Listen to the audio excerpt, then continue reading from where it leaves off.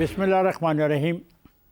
خواتین حضرات، میرے آج کے مہمان خرم دستگیر خان 3 اگست 1970 کو گوجرانوالہ میں پیدا ہوئے۔ سینٹ جوزف ہائی اسکول اور کیڈٹ کالج حسن ابدال سے ابتدائی تعلیم حاصل کی۔ بعد ازاں کیلیفورنیا انسٹیٹیوٹ آف ٹیکنالوجی سے انجینئرنگ کی تعلیم حاصل کی، معاشیات کی ڈگری حاصل کی، وزیر رہے کامرس کے، ڈیفنس کے، خارجہ امور کے اور توانائی کے۔ آئیے ان سے بات کرتے ہیں۔ کیسے ہیں آپ سر؟ الحمدللہ۔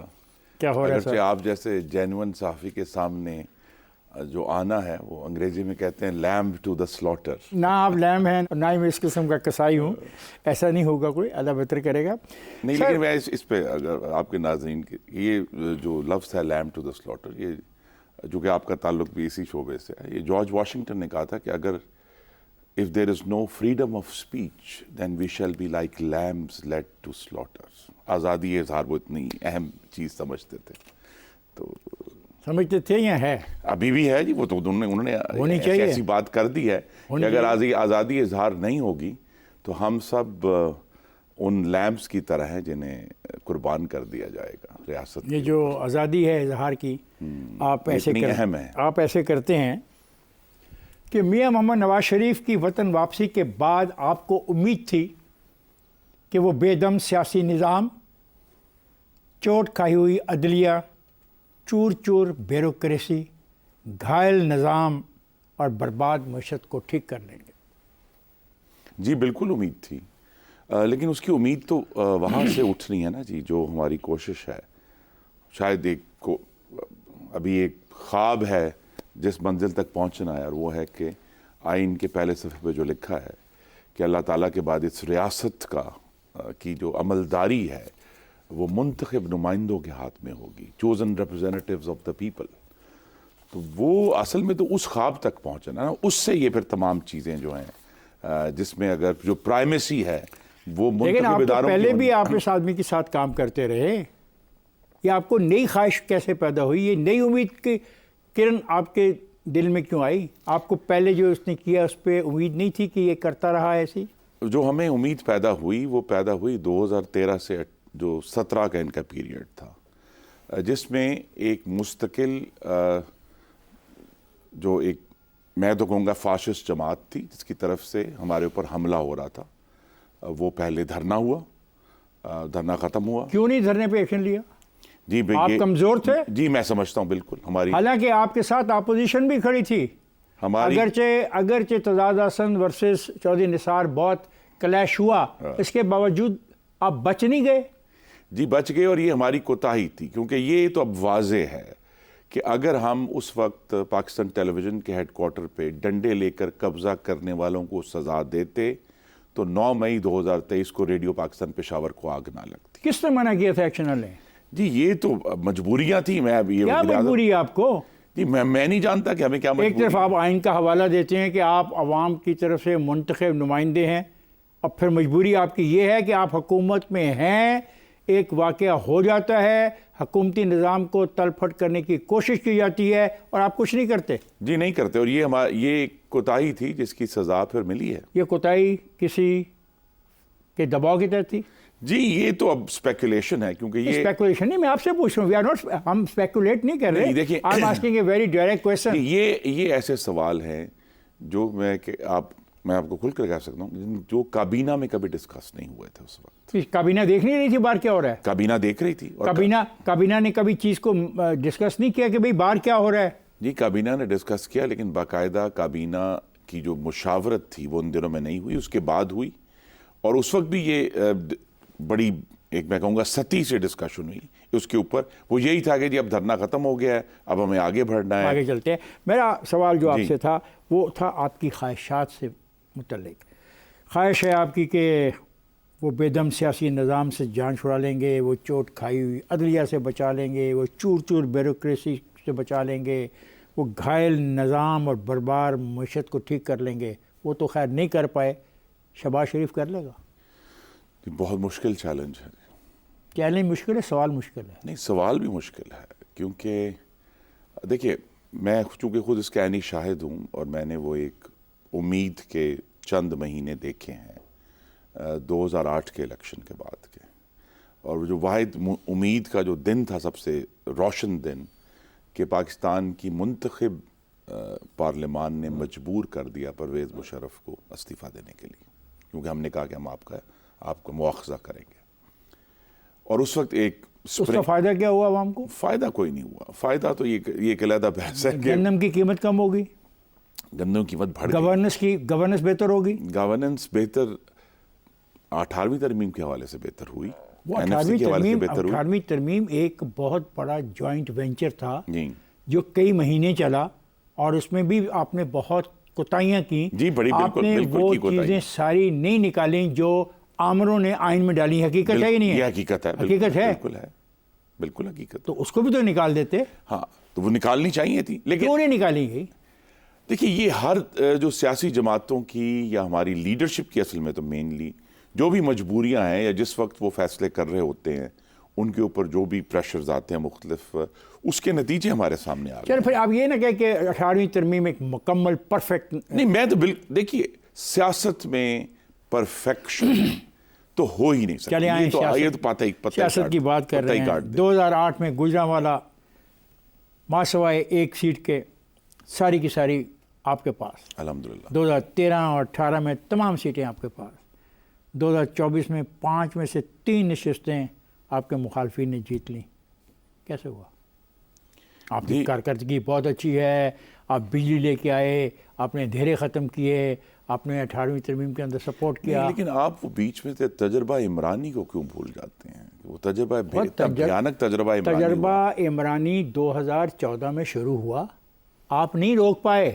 جی نہیں روک پائے. تو آپ تو پھر اعتراض کا ہے آپ کو؟ نہیں، اعتراض یہ ہے کہ اس عذاب نے پاکستان کی جو گورننس تھی، جو کہ پہلے ہی تباہ حال تھی، اس کو بالکل اس کے چیتھڑے اڑا دیے. اگر میں آپ کی تحریروں کو پڑھوں تو انتخابات میں 2/3 اکثریت نہ ملنے کا ذمہ دار آپ پاکستانی فسطائیت کے گٹھ جوڑ کو کہتے ہیں.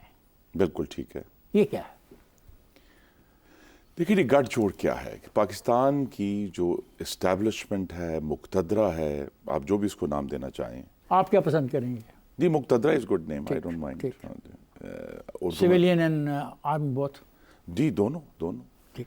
تو لہٰذا اس کی پاکستان کی ریاست کو ہمیں یہ ماننا پڑے گا کہ چند محدود سالوں کے علاوہ وہ مقتدرہ ہی چلاتے ہیں، اور ہم جو منتخب نمائندے ہیں، ہم اس کے اندر دخل در اندازی کے مجرم ہیں. یہ فسطائیت کا جو گٹھ جوڑ ہے، اس میں عدلیہ بھی شامل ہے، اس کو نہ بھولیں. آپ کو کب احساس ہوا؟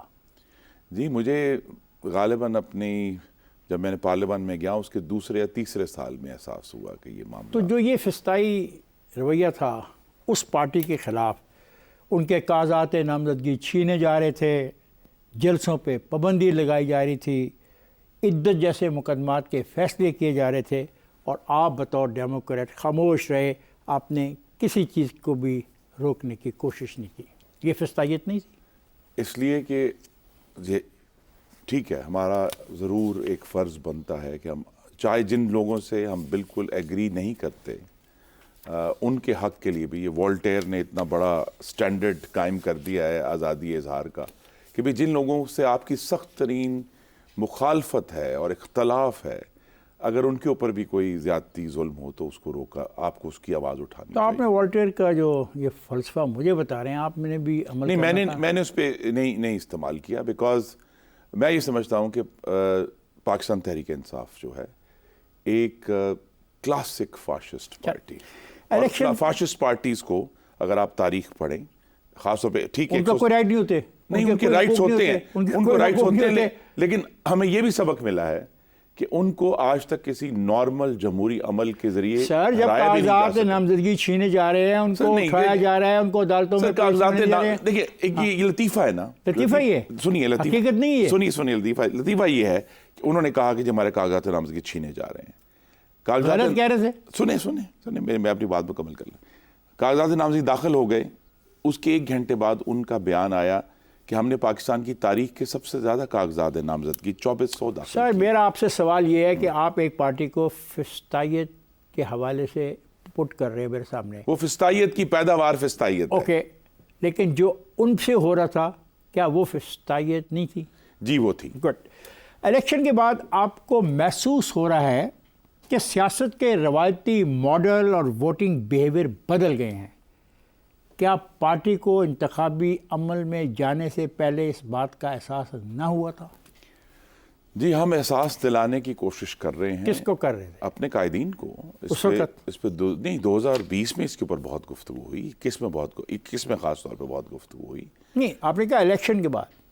جی الیکشن کے بعد تو ہمیں یہ محسوس ہوا کہ میں let me repeat it again. ہاں نہیں ریپیٹ کی ضرورت نہیں.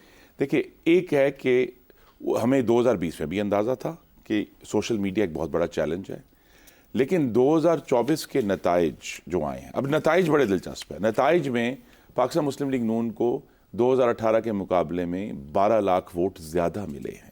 تو 1 کروڑ 40 لاکھ ووٹ ملے، لیکن نشستوں کے حوالے سے ہمیں بہت بڑی. لیکن روایتی آپ نے کہا کہ سیاست کے روایتی ماڈل اور ووٹنگ بیہیویئر میں تبدیلی آئی ہے. میں اس کے بارے میں سوال پوچھ رہا ہوں جناب. جی ہمیں اس کا اندازہ تھا، لیکن جس شدت سے پاکستان کے ووٹروں کا بیہیویئر چینج ہوا ہے، جس کا ذمہ دار یہ مشین ہے، اس کا ہمیں اندازہ نہیں تھا.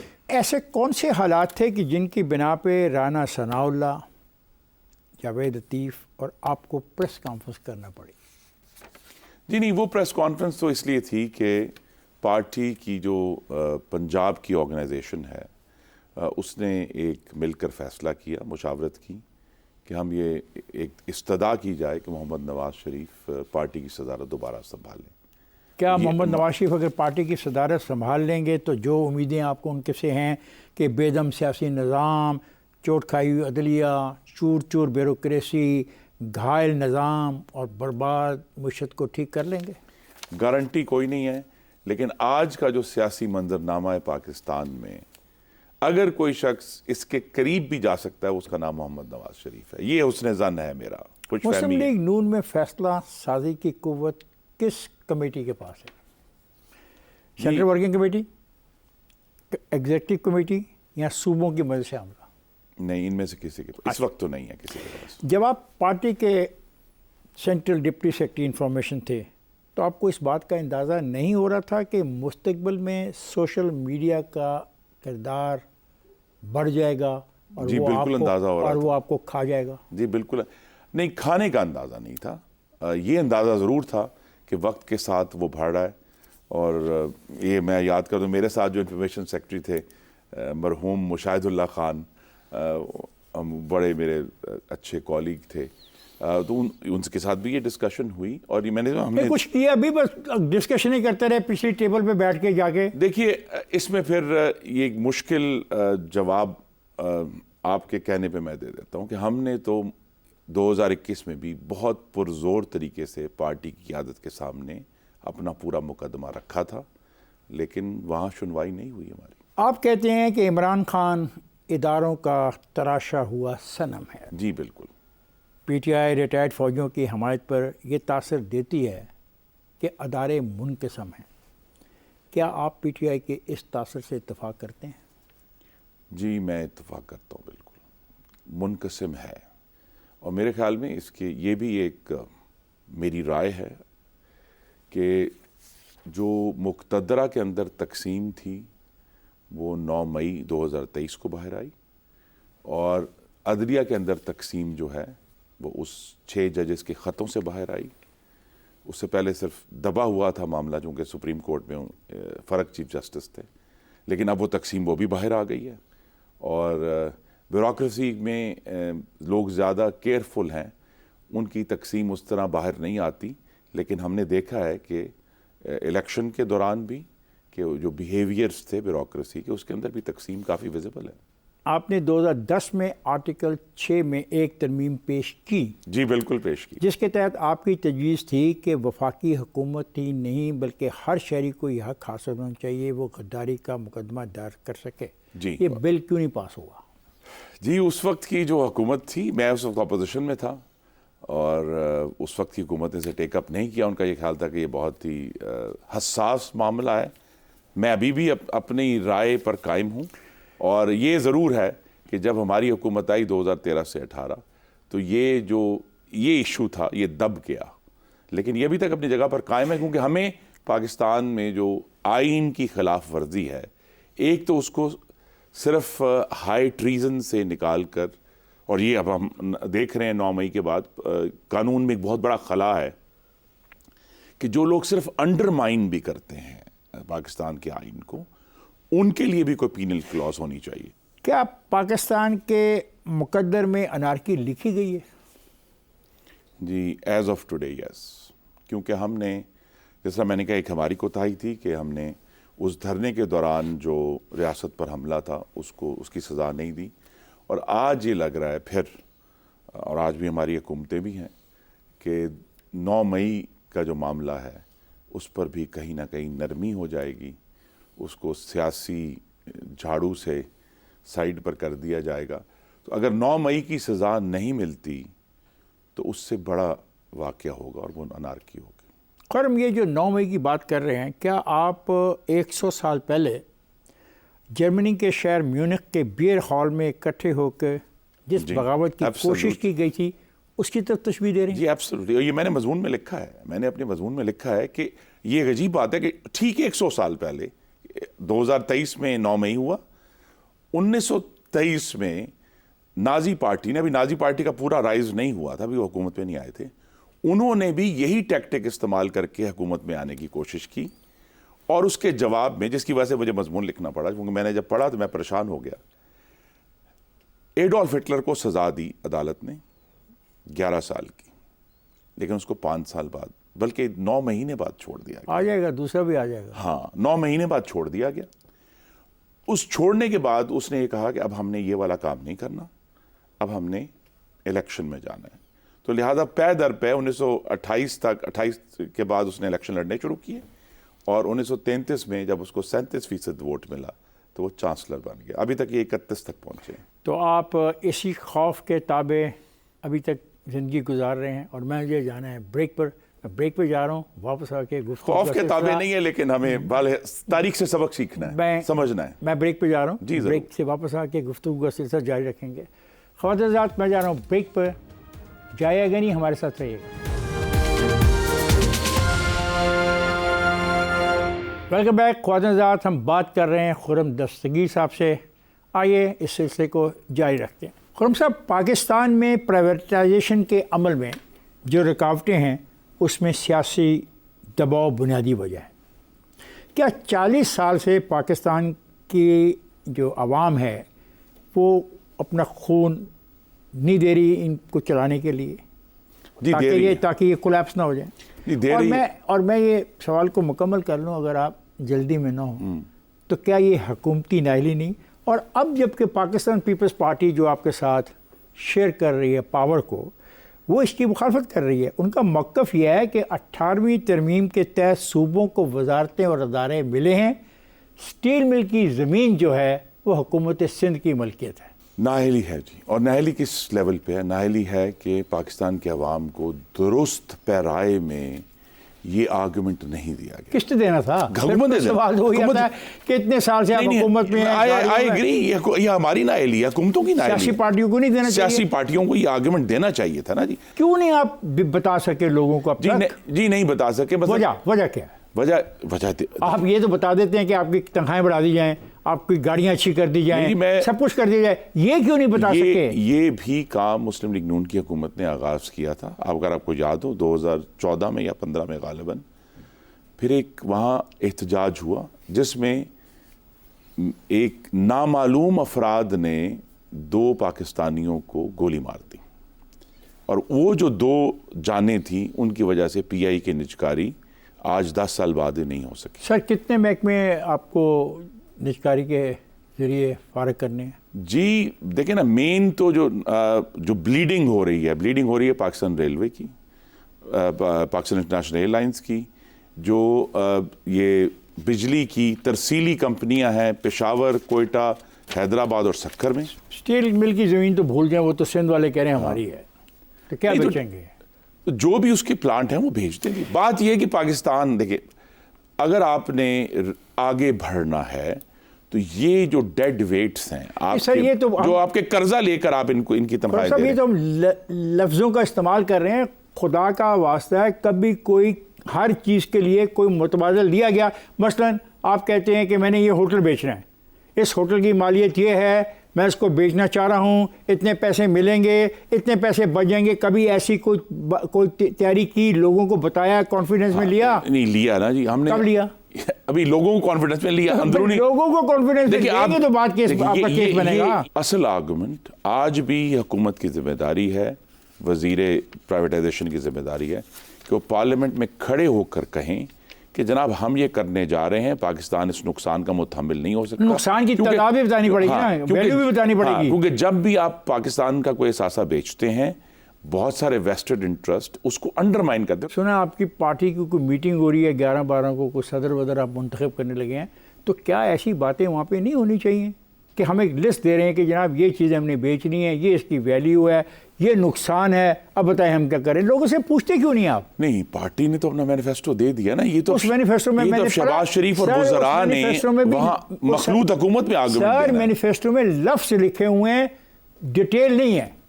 یہ درست ہے. حکومتوں نے پھر آ کے کہنا ہے, اور میری توقع ہے کہ شہباز شریف صاحب ان کے وزراء آ کر یہ بات کریں گے کہ وہ کہ ہم یہ کام کرنے لگے ہیں, یہ غیر مقبول ہے, لیکن یہ پاکستان کی ضرورت ہے اور ہم اس کو کر گزریں گے. کیونکہ ابھی پرائیویٹائزیشن میں سب سے بڑا کرائسس یہ ہے کہ کوئی ٹرانزیکشن کمپلیٹ ہی نہیں ہوتی, اور پاکستان کا جو اعتماد ہے پوری دنیا کے انویسٹرز کا وہ اٹھ چکے ہیں. کیا سی پیک پر دستخط کرنے کے بعد مغرب کا چین مخالف رویہ پاکستان کے لیے مشکلات پیدا کر گیا, اور کیا اس میں پاکستان کی کسی سیاسی جماعت کا کوئی کردار ہے؟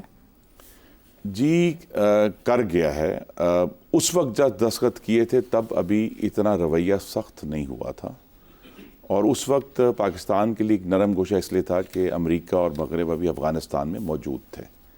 2021 کے بعد ایک واضح سرد مہری بھی آئی ہے, اور مغرب میں اور امریکہ کے اندر جو اپنی ان کی معاشی کمزوریاں ہیں, اور ساتھ اس کے ساتھ جڑا ہوا ہے کہ چائنا کا رائز ہو رہا ہے, اس کی وجہ سے وہ چائنا کو اس وقت اپنا پرنسپل اینیمی سمجھتے ہیں, جو شاید 2015 میں نہیں سمجھتے تھے.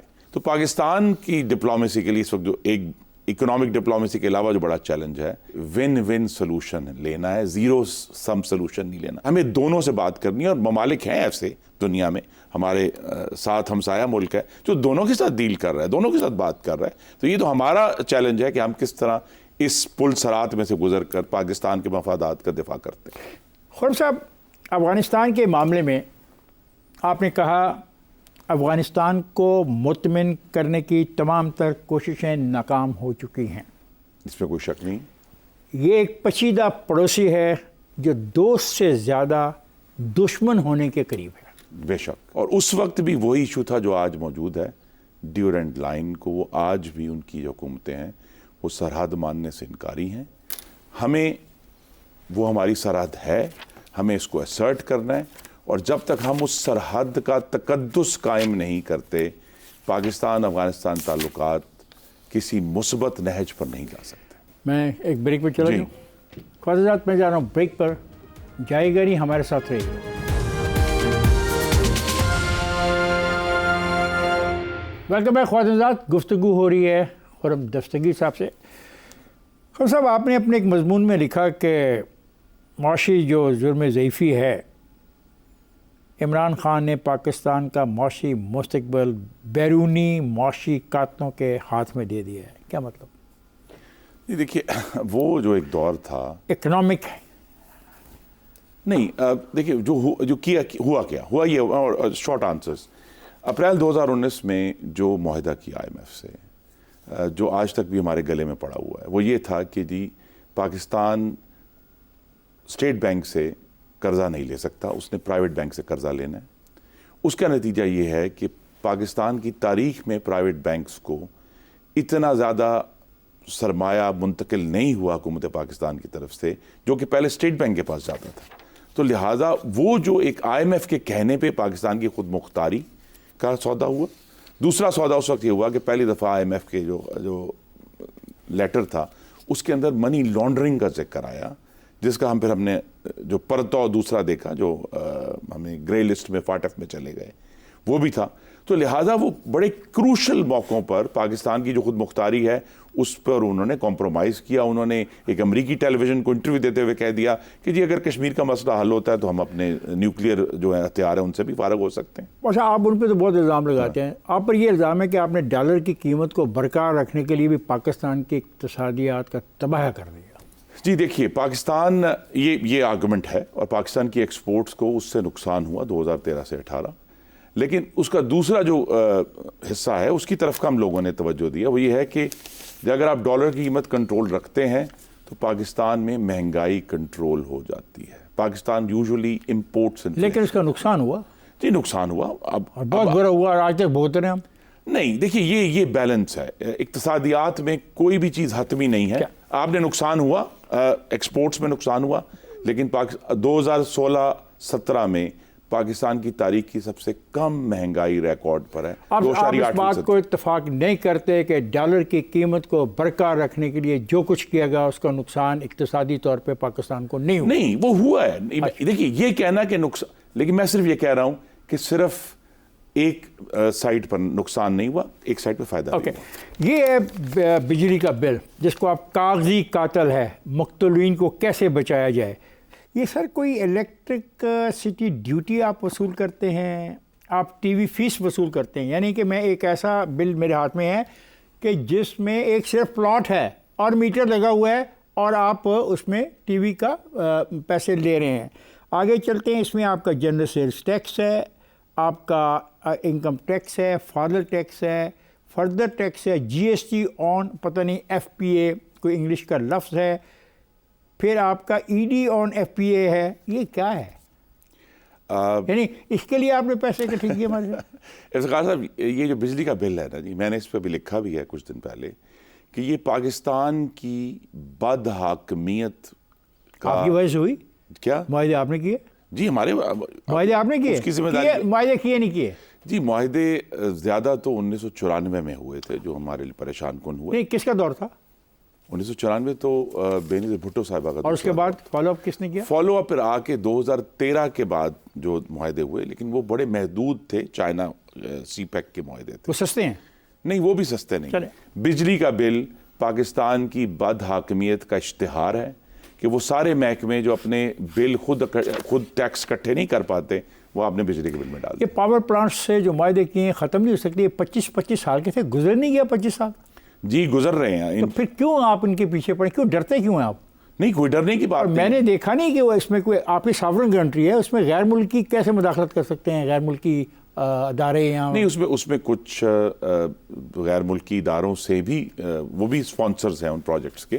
نہیں، آپ کر سکتے ہیں۔ دیکھیے، اس میں کوئی ایشو یہی ہے کہ پاکستان کے پاس فسکل سپیس نہیں ہوتا، ہم ہمیشہ فائر فائٹنگ کے اندر بند ہیں کہ جب تک ہمارے پاس کچھ پیچھے سے فزیکل سپیس ہو تو حکومت بولڈلی یہ فیصلے کر سکتے۔ سعودی عرب سے آپ کی بڑی محبت اور دوستی ہے، اللہ اس کو قائم رکھے، میری تو دعا ہی ہے نا ایز اے پاکستانی۔ وہ آئل ریفائنری کو دینی تھی اس نے آپ کو، کیوں نہیں دی؟ کیونکہ یہ 2019 میں وعدہ کیا تھا، حکومت پاکستان اپنے اندرونی معاملات درست نہیں کر پائی۔ ہم نے پچھلے سال اس کی جو ریفائنری پالیسی اپروو کر دی تھی پی ڈی ایم کی حکومت میں، اور اب ایس آئی ایف سی کے تحت انشاءاللہ اگلے 1 سال کے اندر وہ آغاز ہو جائے گا۔ ایس آئی ایف سی سے یہ ثابت ہوتا ہے کہ سویلین ٹوٹلی ناکام ہے۔ جی نہیں، ایس آئی ایف سی سرخ فیتے کو کاٹنے والی کینچی ہے۔ تو اتنے سال سے سرخ فیتا آپ منتخب نمائندوں سے نہیں کر سکا، یہ بھی تو ایک ایڈمیشن ہے۔ یہ حقیقت ہے، یہ ایڈمیشن ہے نا۔ حقیقت۔ اوکے، خرم وفاق میں اور صوبے میں آپ کی حکومتیں ہیں، مسلم لیگ نون کا جو منشور ہے 2024، اس پر عمل درآمد کرنے کے لیے کبھی کوئی خصوصی نگران کمیٹی بنی یا اس پہ عمل درآمد کرنے کی کوئی کونسل بنی ہے؟ جی ابھی تک تو نہیں بنی۔ کیا وجہ؟ نئے صدر کس سے چیز کا انتظار کر رہے ہیں؟ نئے صدر کی توقع ہے کہ فرض کریں نیا صدر ابھی نہیں بنتا تو پھر ہم استدعائی کر سکتے ہیں اپنے قائدین سے۔ خرم، کیا آپ اپنے انتخابی منشور کے وعدے کے مطابق مقامی حکومتوں کو وہ بلدیاتی اختیارات دینے کو تیار ہیں تاکہ وہ بھی بلدیاتی جو کام ہے وہ کر سکیں، اور یہ سارا کا سارا جو آپ طاقت رکھنا چاہتے ہو صوبے میں وہ عوام کے نمائندوں تک پہنچ جائے؟ جی بالکل تیار ہے، انشاءاللہ کریں گے۔ کیا آپ کی جماعت نیب کو ختم کرنا چاہتی ہے؟ جی ہم تو کرنا چاہتے ہیں. مجھے نہیں پتا حکومت کے اندر کیا مجبوریاں ہوں گی, لیکن نیب اب ایک متروک, اگر نیب کو ختم کر دیا جائے تو دوسرا دائرے جو ناکام ہو گئے تھے اینٹی کرپشن وغیرہ, تو اس کا مطلب ہے ہر ایک کو کھلی چھوٹی جتنا مرضی پیسہ کمائے. یہ کام پرنسپلی ایف آئی اے کے ایک ڈپارٹمنٹ کا ہے, کسی اور اینٹی کرپشن کا نہیں ہے. اور اگر دیکھیے جمہوریت ایک عمل مسلسل ہے, جہد مسلسل ہے. اگر پارلیمان یہ سمجھتی ہے, حکومت یہ سمجھتی ہے کہ ایک نیا ادارہ بنا کر احتساب کو بہتر طریقے سے کیا جا سکتا ہے تو کرنا چاہیے. لیکن نیب اب اتنا پوائزنڈ ہو چکا ہے, اتنا داغدار ہو چکا ہے کہ اس کے ذریعے اب احتساب نہیں ہو سکتا. آرٹیکل 62-63 اصل جو تھا آئین میں, اس کو واپس لانا چاہتے ہیں؟ جی بالکل لانا چاہیے. یہ آپ کی خواہش ہے یا آپ کی پارٹی میں بھی کوئی سوچ ایسی ہے؟ جی ابھی تو مجھے ایسی سوچ سمجھ نظر نہیں آئی, لیکن ابھی پارٹی کے اندر ڈسکشن شروع نہیں ہوئی الیکشن کے بعد جو گفتگو ہونی ہے. سر کبھی آپ کی پارٹی کا اجلاس ہوا ہے, آپ کو یاد ہے, جہاں پہ پالیسی میٹر کو کچھ دنوں میں بیٹھ کے ڈسکس کیا گیا ہو؟ جی کم ہی ہوا ہے. پھر کیسے آپ ڈیلیور کر پائیں گے عوام کو؟ لیکن یہ تو ہمارے قائدین سے توقع ہے کہ وہ ہم تو دیکھیں اس پہ مستقل گفتگو بھی کرتے ہیں, ان سے ریکویسٹ بھی کرتے ہیں. لیکن اب یہ بھی حصہ ہے 2024 کے بعد مسلم لیگ نون کی ماڈرنائزیشن کا, کہ جو فیصلہ سازی کا عمل ہے اس کو بھی فارملائز کرنا ہے, اسے کسی ضابطے میں لے کر آنا ہے. اور جب تک سیاسی جماعت بیٹھ کے یہ جو باتیں ہم کر رہے ہیں ان پہ بحث نہیں کرتی اور ایک ڈسکشن نہیں ہوتی اور متبادل تجاویز نہیں پیش کی جا سکتی, پھر کیسے آگے جاؤ گے؟ جی وہ مہاتما گاندھی سے کسی نے پوچھا کہ مغربی تہذیب کے بارے میں آپ کا کیا خیال ہے, تو انہوں نے کہا کہ یہ ایک اچھا خیال ہے.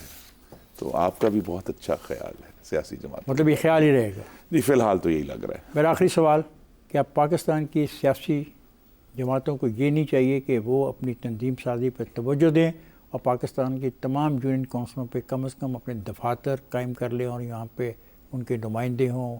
جی یہ بھی بہت اچھا خیال ہے, لیکن عمل نہیں کرنا. نہیں, جس کی طرف توجہ افتخار صاحب ہمیں دینی ہے کہ ہمارے پاس سیاسی جماعتوں کو مقامی سطح پر فنڈ کرنے کا کوئی نظام نہیں تو ہے. کریں نا آپ. واہ, ٹکٹ لینے کی کروڑوں روپیہ دیا جاتا ہے. جو شخص ٹکٹ لینے کے لیے کروڑوں روپیہ دے سکتا ہے تو وہ بھی تو کسی یونین کونسل کے علاقے سے آتا ہے نا, تو وہ اس کو کہو کہ بھی ٹھیک ہے پہلے تم اپنی یونین کونسل میں دفاتر بنا دو, پھر ٹکٹ کے بارے میں تمہارے میں سوچیں گے. اس کو ایک ذاتی عارضی طور پر تو یہ ہو جائے گا, لیکن جب تک پارٹی کے پاس ایک پرماننٹ فنڈنگ میکنزم نہیں ہوتا اس کو مانیٹر کرنے کے لیے, اس کو چلانے کے لیے, تو لہذا یہ بہت بڑا گیپ ہے. خرم, آپ نے باجوہ کو ووٹ دیا تھا؟ نہیں, میں نے نہیں دیا تھا. آپ کہاں تھے؟ میں لابی میں بیٹھا ہوا تھا, مجھ سے برداشت نہیں ہوا. پکی بات؟ ہاں پکی بات, یہ تو آپ ویڈیو نکلوا کے دیکھ لیں. آئندہ بھی اگر ایسا موقع آیا تو کیا کرو گے؟ اب تو خیر پارلیمنٹ کے ممبر ہی نہیں ہو. جی گجرانوالہ کے ووٹروں نے مجھ پہ بہت کرم کیا ہے, اللہ تعالیٰ کا بہت کرم ہوا ہے, لیکن ایسا موقع آیا تو میں کہتے ہیں نا جی کہ لابی میں ہی بیٹھا رہوں گا. خرم, آپ کا بہت بہت شکریہ, آپ تشریف لائے اور آپ نے اس پروگرام میں شرکت کی. بہت شکریہ, آپ نے مجھے مدد کیا.